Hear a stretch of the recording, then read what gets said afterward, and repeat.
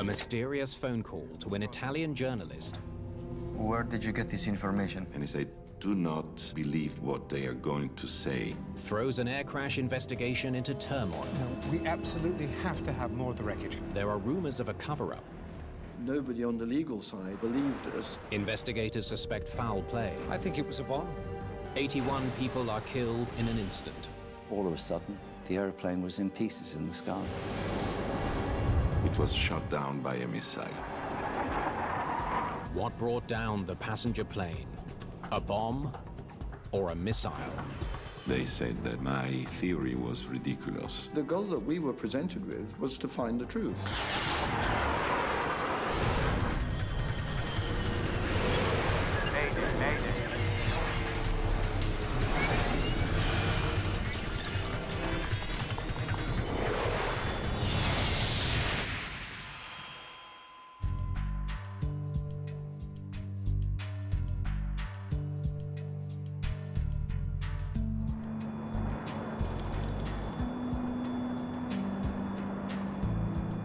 In the glow of the setting sun, Itavia Airlines Flight 870 cruises 29,000 feet above the Mediterranean Sea. Good evening, 870, maintaining 290 over Puma. Roger. Proceed Latina, Ponza. Roma, 870. Captain Domenico Gatti and First Officer Enzo Fontana are at the controls of the DC-9. The crew had the kind of experience that you would hope to see with your own particular crew on the flight that you're just about to take. And the flight itself was short and very easy to do. Among the 77 passengers is Alberto Bonfietti, a journalist on his way to meet his family in Palermo. Grazie. Mio fratello Alberto. That Friday afternoon, my brother Alberto took that plane to go to Palermo and meet his wife and daughter, who were already there on vacation. The flight from Bologna to Palermo takes about an hour and a half. But just halfway to their destination, First Officer Fontana is running into a problem. Look at this, I'm getting nothing. Try Ponza instead. Nothing. There's no signal from many of the navigation beacons that normally guide pilots towards Palermo. 870, Roma. It's like a graveyard tonight. We haven't found a single beacon working properly. Everything is a bit out. What is your heading? We are at 195. Without the beacons, the pilots need directions from air traffic control. I don't know if you want to keep that heading. Otherwise, you can go right 15 or 20 degrees. Okay, we put in 210. The plane turns and flies into a pocket of turbulence. High-level turbulence, it's just like, it's like being on a road which has got potholes in it.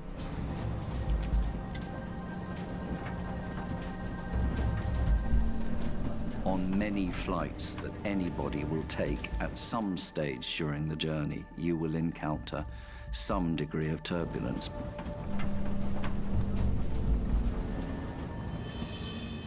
The pilots hope a lower altitude will give their passengers a smoother ride. Let's try to get under this. This is 870. Is it possible to get 250? Affirmative. You can start your descent now. Pilots quite often ask for a change of level. If they've got a little bit of choppiness, which they know will make the passengers uncomfortable or even nervous, then they'll try another level. And that's what we think they were trying to do. Ah, there we go, finally.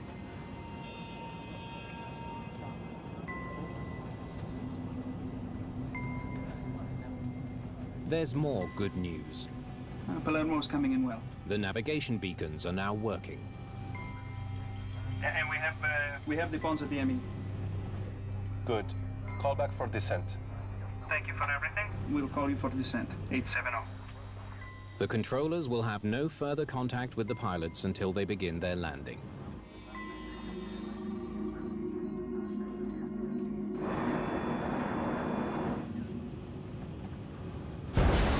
But just seconds later, Itavia Flight 870 breaks into pieces and disappears from radar.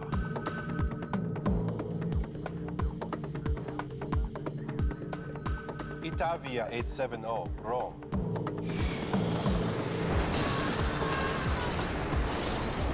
Itavia 870, Rome.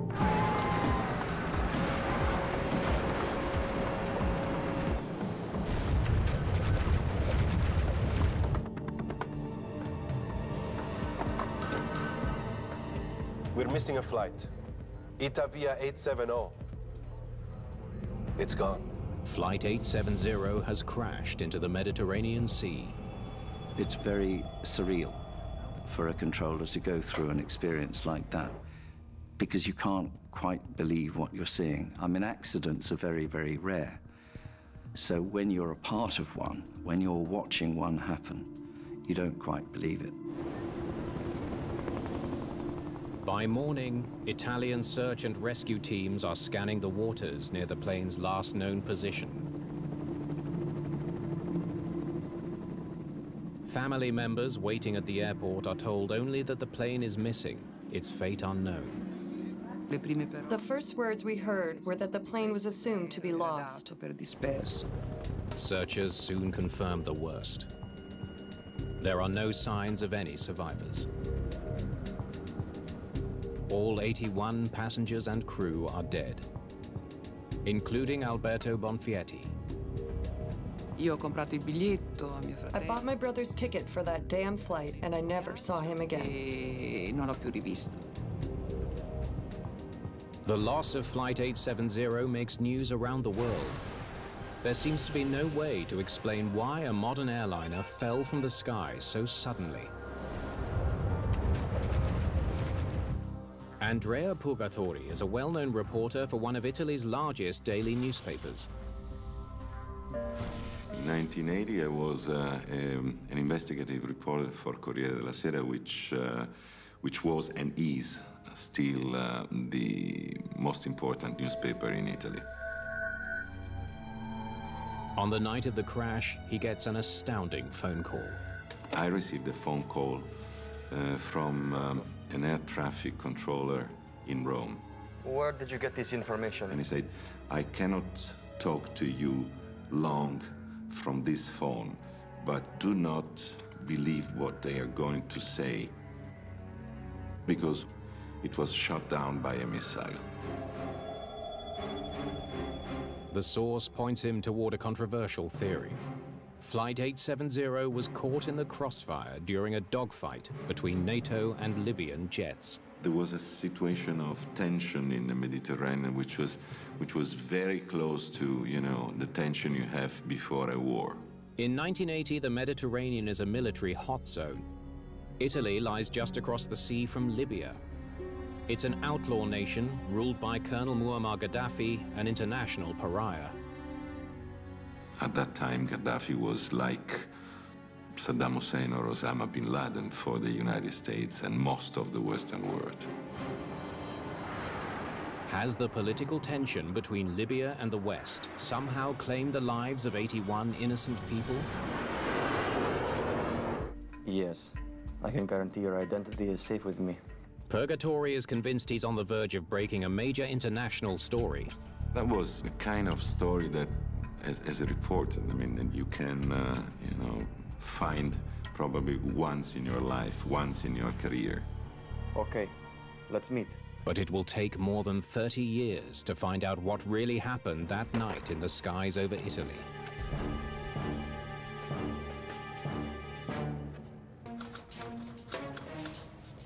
Two days after the Itavia Airlines tragedy, Andrea Purgatori writes a front-page story that shocks Italy and the world. It's out. I was the first to say, okay, there's a possibility that the DC-9 was hit by a missile. Purgatori does some digging and comes up with an astonishing theory.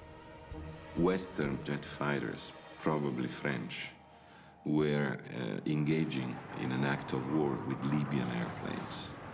And The Libyan airplanes were probably hiding themselves behind the DC-9. And the DC-9 was just, you know, in the wrong place, in the wrong moment, and it was hit by one of the missiles.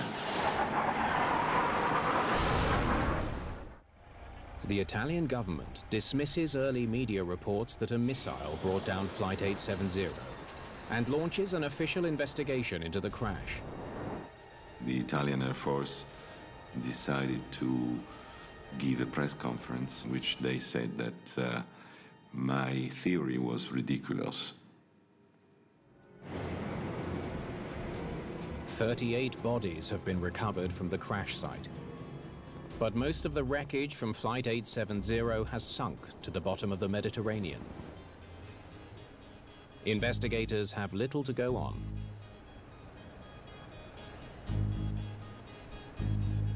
Is this all we have?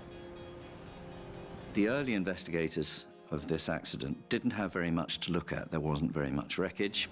They hope air traffic controllers on duty at the time of the crash will have more information. There was some problem with the beacons on the night, but otherwise everything seemed fine. But the controllers have no idea what went wrong. Palermo's coming in well. Good. Call back for descent. They heard no sign of trouble from the crew.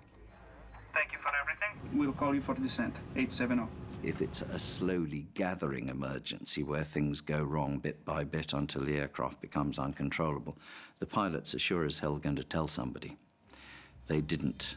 They didn't have time to. So whatever it was had been really sudden. A mid-air collision could explain the accident. The controllers can't say for sure if there were other aircraft nearby. Their radar is tuned to detect airliners and may not have picked up smaller planes. This is Auto Tessa.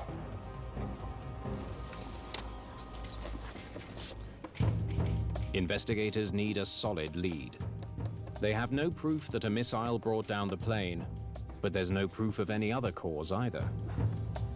We need to look at every possible explanation. An investigator, of course, if, for example, the press is speculating about the aircraft having been shot down, the investigators will read that like other people do, but they'll be keeping an open mind.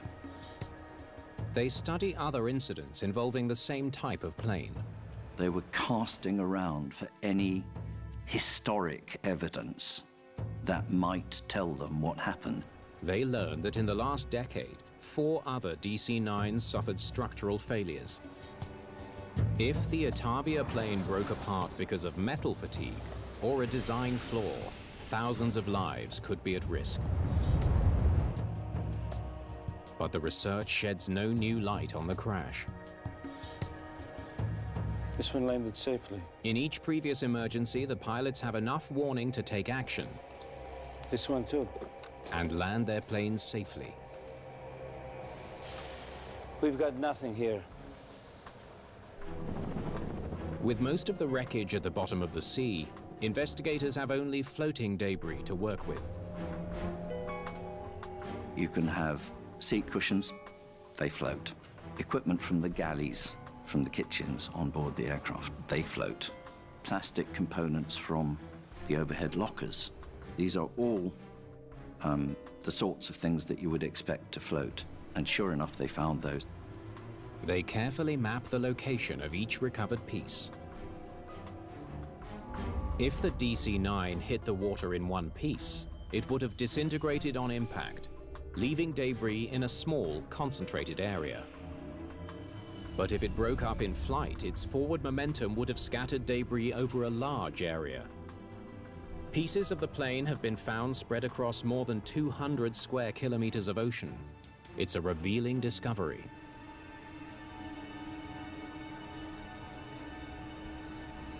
Too far apart to have happened on impact. The crew didn't know it was coming. Air traffic control didn't know it was coming. And then all of a sudden, the aeroplane was in pieces in the sky.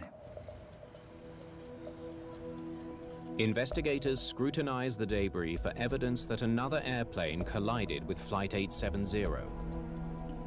They find nothing. Speculation about a missile strike only grows stronger. Certo. Certainly there were many reports. The newspapers, the television, the media talked about it a lot. Hanno ben parlato. Okay. Investigators hope a detailed analysis of the radar can give them some answers. They want to know if there was anything else in the skies that could have brought down the plane. They contact John McAdoo of the U.S. National Transportation Safety Board. All right, let's see what we can see. McAdoo is well suited for the job. He's a former Navy pilot and a radar expert. There is an obligation for the United States to help other countries with their investigation of an aircraft accident in their country if it was a United States manufactured aircraft. In this case, it was a Douglas DC-9. He studies an enhanced version of Flight 870's radar track, one that shows more detail than the air traffic controller could see. I received their radar printout, which included the beacon code track of this DC-9. Looks like this is where it broke up. Here are the pieces here. Radar works by bouncing radio waves off objects. When a plane breaks apart, each piece creates its own signal or return. Air traffic controllers tune their radar to detect airliners, but radar can be adjusted to display other objects. I want to get a closer look at this. You eventually start getting more than one radar return, so there's plenty to see. McAdoo sees no sign of a mid-air collision. Now, what have we here? But he does notice something unusual. There are 3 unidentified radar blips to the west of Flight 870. McAdoo reaches a startling conclusion. At that altitude and this kind of speed, I'd say that was a high-speed jet. He could see traces of another airplane, which was not a civil plane. Coming from the west, at that time of day, they'd never see them coming. This unidentified object came out of the sun, which is a standard fighter pilot technique. Blinded by the sun, the DC-9 pilots would have had little chance to spot an incoming jet. I told him that it was possible that something was fired from another aircraft. It was quite clear that it was a fighter shooting a missile. McAdoo's analysis makes it more likely than ever that a fighter jet was flying near the DC-9. 3 weeks after the crash, new evidence comes to light. The wreckage of a Libyan fighter jet is found in the mountains of southern Italy. The discovery raises more suspicion and adds fuel to the missile theory. In my opinion, there were French fighters taking off from the base of Solenzara in the island of Corsica, intercepting the Libyan planes, and there was an act of war. For reporter Andrea Purgatori, the crashed fighter confirms his belief that Flight 870 was an unintended casualty in a secret skirmish between NATO and Libyan jets. Were the French firing to the Libyans or the Libyans firing to the French? This is difficult to say, but then the French fighters tried to chase the Libyan plane until it crashed on the mountains of Calabria in the southern part of Italy. The aircraft disappeared. There was an explosion. Was it a missile? Certainly, I thought, yeah, this is going to be distinctly possible. So far, the evidence for a missile strike is circumstantial. Then investigators get a lucky break. They come across an intriguing clue, a piece of shrapnel embedded in the body of a passenger. If they can identify where it came from, it might tell them what caused the explosion. There's something I would like you to see. Italian investigators travel to Washington with the piece of metal. Welcome to Washington, sir. Grazie. Is this it? Yes. They ask the NTSB's John McAdle to help identify it. Okay, let's take a look at it. It was about that size of a pen, slightly curved, okay, flat on one side. Now, where are you from? It was found in the thigh of one of the passengers. At NTSB, we had structural schematics of the entire DC-9. And based on what I thought about missiles, I started looking at the middle of the aircraft. The type of metal hints that it's from outside the cabin. We're going to need to look at the wheel wells. We went and looked in both wheel wells and matched this piece of metal up with the curved ribbing, unique ribbing on this panel. Next. Under the right wheel well, not the left wheel well. It wouldn't match the left wheel well.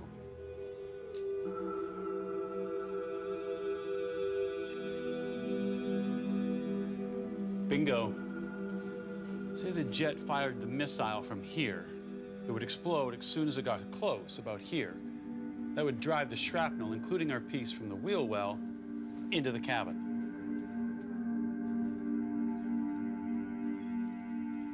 So to me, it was conclusive information. My reaction after John McAdle's conclusions was, I was right. Investigators send pieces of wreckage to the lab to test for explosives. The analysis confirms an explosion. The debris is coated with trace amounts of TNT. But the result doesn't prove a missile brought down the plane. It's just as possible the explosives came from a bomb. TNT is not only used by the military. I wouldn't say it's easy to get hold of, but somebody who's determined enough could get hold of it. 5 weeks after the Itavia disaster, Italians are shocked by another tragedy. A bombing at the Bologna railway station kills 85 people. Neo-fascist terrorists are blamed for the attack, fueling fears that the same group may have placed a bomb on Flight 870. The new evidence leaves investigators with a dilemma. They have circumstantial evidence for both the missile and the bomb theories, but there's no hard proof to determine which one caused the explosion. We're going to have to say we don't know. The Commission of the Transportation Ministry worked for 2 years and ended saying that the accident was caused by an explosion, but they were not able to say if the explosion was outside or inside the plane, a bomb or a missile. Under extreme public pressure to come up with an answer, the Italian government issues a report that only says an explosion of unknown origin brought down the plane. It's very unsatisfactory, it's distressing. You can't say that any of us like me who care about things like this, or particularly for the families, you can't say they have closure. Daria Bonfietti continues to demand answers about what happened to her brother. She's not alone in her fight. Under our guidance, a group of intellectuals wrote a letter to the president of Italy, asking why we didn't know the truth about this accident, and asking that all the obstacles be removed so the truth could come out. Gli ostacoli che impedivano alla verità di venire fuori. The pressure pays off. 5 years after the first inconclusive investigation, the Italian government agrees to launch a new inquiry. In May of 1987, a multi-million-dollar salvage operation recovers the cockpit voice recorder. It could be the break investigators need to find out what really brought down Itavia Flight 870. The cockpit voice recorder allows investigators to hear what the pilot said during the last moments of the flight. Itavia 870, call back for descent. Thank you for everything. We'll call you for descent 870. The captain starts to say guarda, Italian for look. Guarda. Then the recording abruptly cuts off.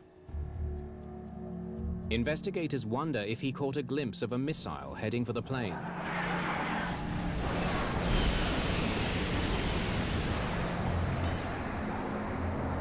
It's what you would expect someone to say if they saw something that was really strange coming toward you.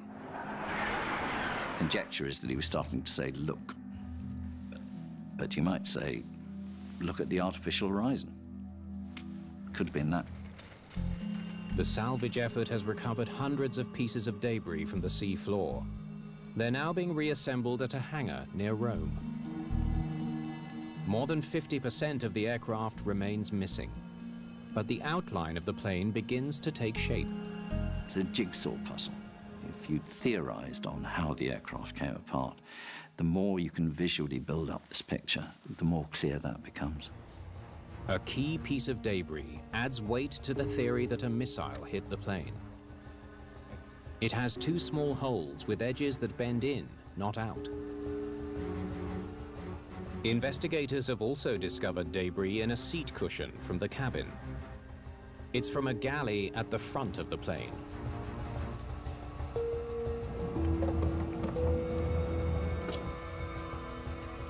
If a missile exploded near the front of the plane, it might have blown the piece towards the back. But there's too much wreckage missing to reach a definitive conclusion. It's not much to go on.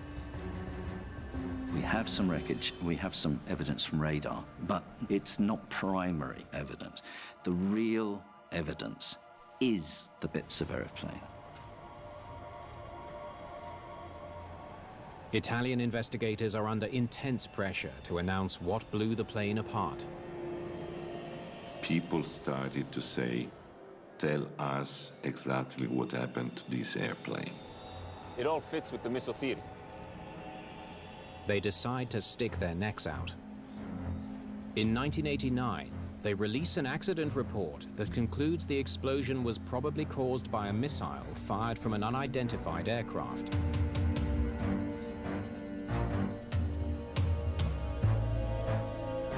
As the first person to advance that theory, reporter Andrea Purgatori feels vindicated. I was right. I was right in investigating this case, in putting, the truth, the possible truth, piece by piece together. Because of this, and only from this moment, we, the relatives of the victims, started to say the DC-9 was hit by a missile. But just 1 year later, the entire investigation crumbles when the unthinkable happens. Citing a lack of evidence, 2 Italian investigators retract their opinion that a missile brought down the plane. We're back at square one. It's quite rare to have so little certainty about an accident. This is a very extraordinary accident in that respect. The Italian government orders a 3rd investigation to answer the question once and for all. Did a missile bring down Flight 870, or was it a bomb? They assemble an international group of experts, including veteran British air crash investigator Frank Taylor. Let's get those set up over there. The goal that we were presented with was to find the truth, to find out what had actually happened and report on that. And that was fair, that was absolutely splendid, because that's what you do in an investigation. You look at the evidence and try to work out what it means. Taylor is uniquely qualified to identify evidence of a bomb. He's investigated more than 20 air disasters, including the bombing of Pan Am Flight 103 over Lockerbie, Scotland. In 1988, Libyan terrorists planted a bomb in the cargo hold of Flight 103. When it exploded, it destroyed the plane, killing 270 people.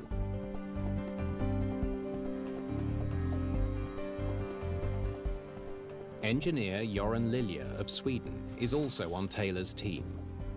He told me that it was a controversial air accident that had happened in the past, and that there was suspicions about the military involvement and the cover-up. Taylor is immediately concerned by how little wreckage has been recovered from Flight 870. Is this all the wreckage you've got? We're surprised that anybody came to any conclusion at all on the evidence we have, other than that it was almost certainly an explosion of some sort, somewhere. Well, the first thing we've got to do is find the rest of this plane. Taylor's first job is to convince the government to fund a new search. Yes, could you put me through, please? It could cost millions, and there's no guarantee it will solve the case. No, we absolutely have to have more of the plane. The basic conclusion from what we inherited was that we needed to recover more wreckage, and we said so very clearly. There's no way to make any conclusions without more of the wreckage. Yeah. Okay, thanks very much. Thank you, bye. If anyone can find the wreckage, it could be Taylor. During the Lockerbie investigation, he helped create a software program to locate widely scattered debris. You have two effects: how far a piece will travel in the direction that the aircraft was originally traveling, and how far it'll be blown downwind by whatever winds there are. But the computer can do this very easily. Taylor convinces the Italian government that his program can find more wreckage. Okay. Altitude around 24,000. They approve his request for a new salvage operation. Wind is westerly, about 100 knots. But the pressure's on to deliver.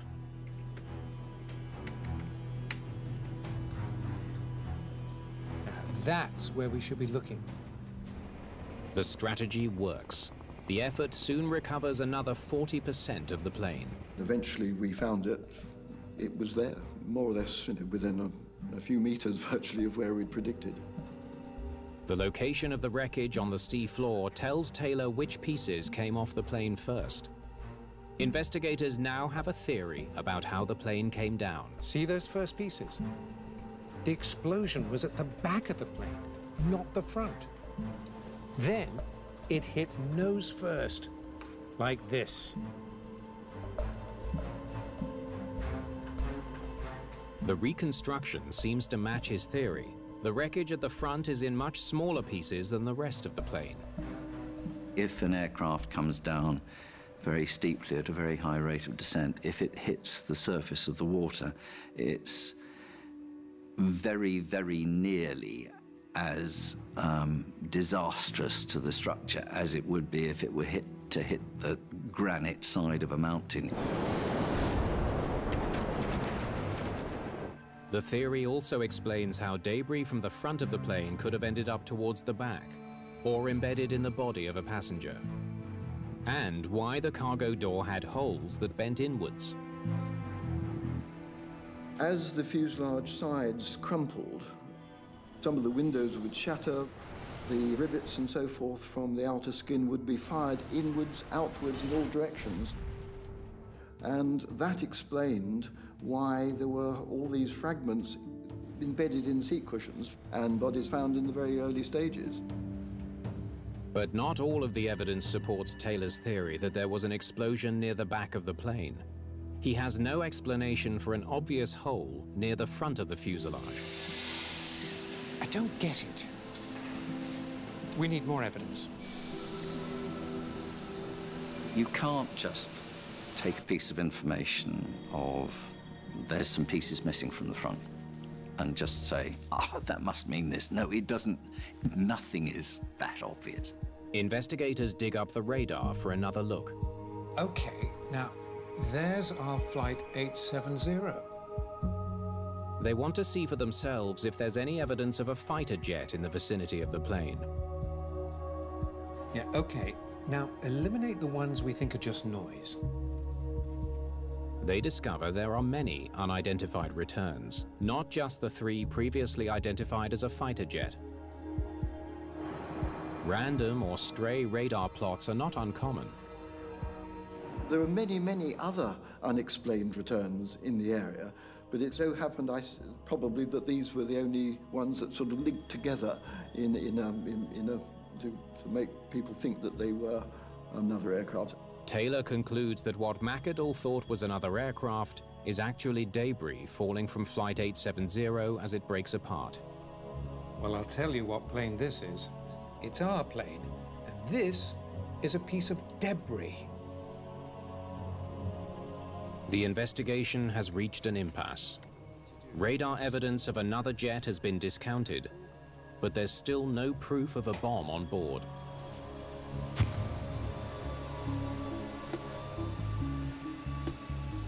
Then Frank Taylor notices something odd near the back of the plane.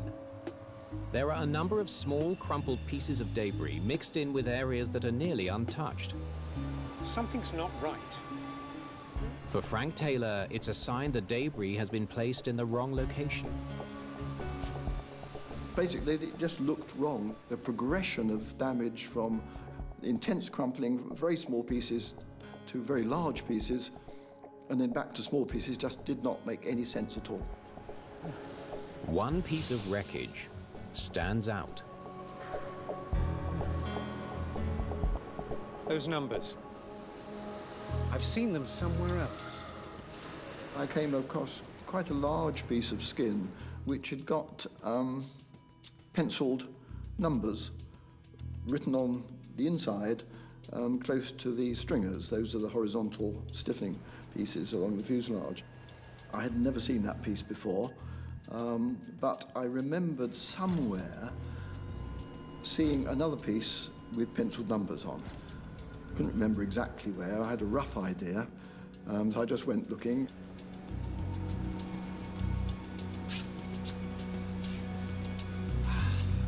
Gotcha!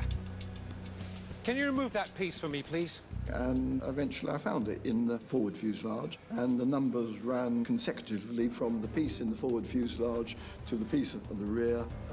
Okay. A little bit further down, a little bit further down, a little bit further. That's it. That's where you belong. Lovely. Could you wire those in?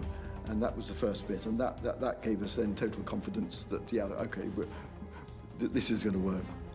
Once all the debris is checked and moved to the correct position, evidence of a missile hit on the front of the aircraft is gone. We could quite clearly see that there'd been no explosion of a missile outside in the areas that the previous commissions, going right back to the early stages, had predicted. We had brought up most of the skin of the airplane, so a pattern of missile debris would have been seen somewhere at least, but there was no sign of that at all. The reassembled fuselage reveals a new hole at the back of the plane. It appears to have been caused by a bomb. Have a look what we've got. Yes, well, we know what that is. Investigators study more wreckage from that part of the plane. What have we got here? Ha! Well, look at you. The steel wash basin has been bent upwards by an explosion. Just what investigators would expect to see if a bomb exploded in the rear lavatory. Yeah. The more we discovered, the more they all pointed back to an explosion in the rear toilet area. Taylor and his team finally have enough evidence to say what brought down Itavia Flight 870.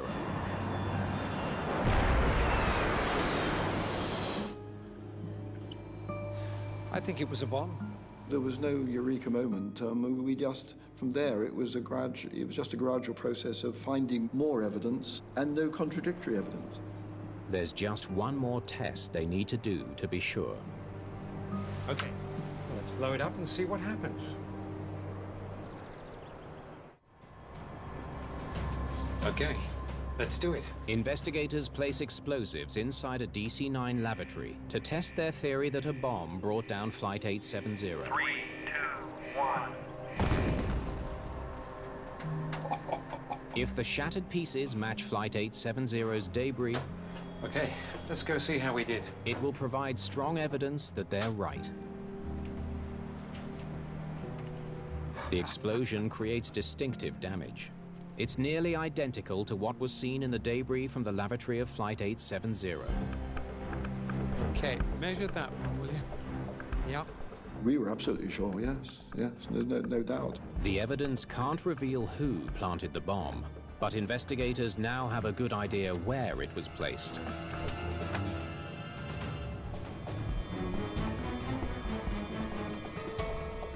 The bomb was probably small enough to hide inside the tissue holder or behind the wash basin. You can put something in there, you can reach around behind that and get closer to the aircraft skin. Based on the physical evidence, the aircraft's last radar return, and the location of debris, investigators now have a clear picture of Flight 870's final moments. Itavia 870. Call back for descent. Thank you for everything. We will call you for descent 870. What? There was an explosion close to the pylon of the right-hand engine, which caused the right-hand engine to come off. In less than 10 seconds, the plane breaks apart and plunges into the sea. In 1994, after 4 years of work, Frank Taylor's team files its report. For the first time since the disaster, investigators claim to have indisputable evidence that a bomb blew up Flight 870. Frank Taylor's team didn't reach any conclusions except ones which were based on hard physical evidence. There was no theorizing going on. Taylor's report is the last word on the technical investigation of the Itavia tragedy. But in Italy, his findings are overshadowed by an ongoing judicial inquiry that has been consumed with the missile theory since the beginning. In Italy, really, the judiciary just seemed to be able to ride roughshod over whatever's happening. Well, we were told that, in effect, that our report was useless. The judiciary in Italy just found Frank Taylor's findings inconvenient. I don't think they ordered it not to be published. They just made a decision that they wouldn't publish it. Most Italians still believe in the missile theory, despite scientific evidence to the contrary. The public opinion was much more intrigued by the possibility that there was a cover-up, military or political cover-up. In 2013, at a hearing to assign financial liability for the accident, the Italian Supreme Court rules that a missile of unknown origin shot down Flight 870 and orders the government to pay 100 million euros to the victims' families. The ruling is a relief to the families, but leaves some wondering if important evidence was ignored. I'm sorry, but Italy is a dreadful place to have an aviation accident. And if you want the truth, you're less likely to find it there than just about anywhere else in the world. For air accident investigator Frank Taylor, the evidence speaks for itself. We discovered quite clearly that somebody had planted a bomb there, but nobody on the legal side, it would appear, believed us, and therefore, so far as we're aware, there has been no proper search for who did it, why they did it, or anything else. As an engineer and an investigator, I cannot see why anybody would want to consider anything other than the truth.